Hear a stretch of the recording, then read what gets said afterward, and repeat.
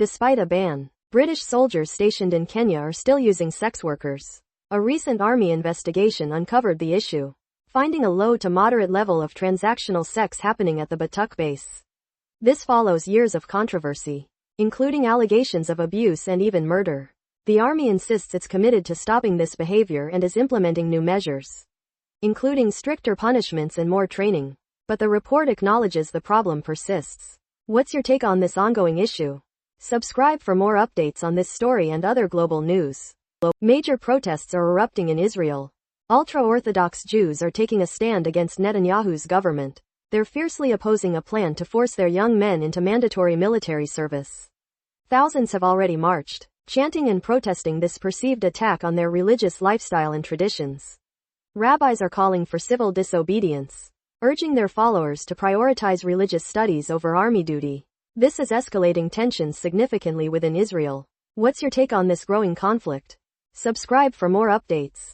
Ukraine's conflict is escalating. Lithuania's president just issued a stark warning. He says countries supporting Ukraine need to be ready to send in troops.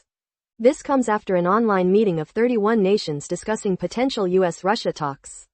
Lithuania itself is prepared to contribute troops and training facilities. President Nausėda stressed that any peace deal must include Ukraine and that Kyiv shouldn't be pressured to cede land. This is a major development. What do you think will happen next? Subscribe for more updates on this critical situation. Tensions are soaring between Brazil and the US.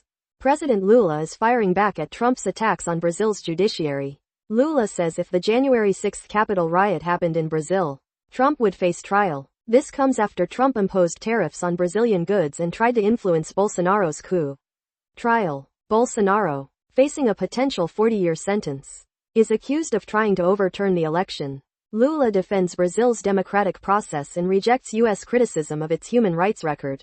This escalating conflict is putting a major strain on U.S.-Brazil relations. What's your take on this international showdown? Subscribe for more updates.